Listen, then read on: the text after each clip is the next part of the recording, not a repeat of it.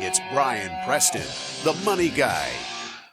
Kevin has asked, why do you recommend target date retirement funds for new investors as opposed to just an S&P index? That's a great question. That is a very good question because I know you like the S&P. I do love here's the thing. It's so hard when we're talking, especially that 20 to 30-year-old investor, the brand new investors, because I think you have a whole broad range of opportunities because you have the S&P 500 funds, which are practically free. You've got total market funds, which are basically include a lot of the S&P 500 and then some. They include all of the S&P 500, plus they add small cap and some other exposure in there. So I love them. And then I talk about indexed target retirement funds. So why do I actually just blanketly say target retirement funds, the index variety? And the reason is, and here's the problem with just doing the S&P 500 or total market index. I think they're great for that 5 to 10 year period between your mid 20s or early 20s to your 30s. But as you get more successful, you will want to start adding additional asset allocation. And the problem I worry about is because I see this all the time, guys. I've been doing this. I'm in my third decade of managing money.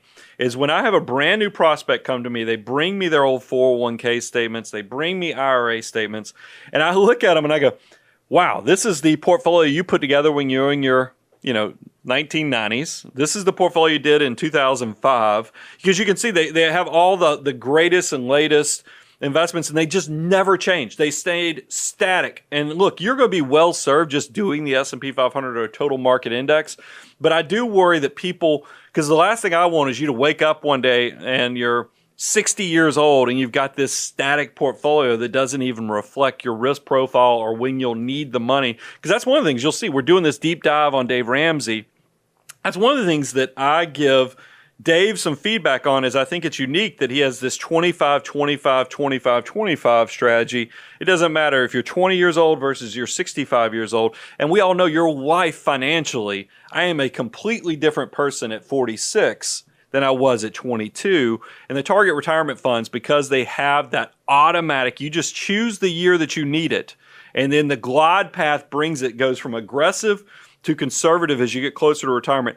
It's set it and forget it and you don't have to worry about it. That is why I recommend it. Because I'm so worried that you're going to set it and forget it with just an all 100% equity, and it won't reflect what your needs will be 20 years down the road, 15 years down the road. Whereas that target retirement fund is kind of foolproof in that aspect. Now, a lot of people, you'd rather, look, I'm not going to fight you if you're 23 years old and you go buy a target, a total market index fund or an S&P. But just be proactive and know where it fits within your asset allocation. I do love that the index fund takes a lot of the guesswork out, especially when you're starting out. Yep.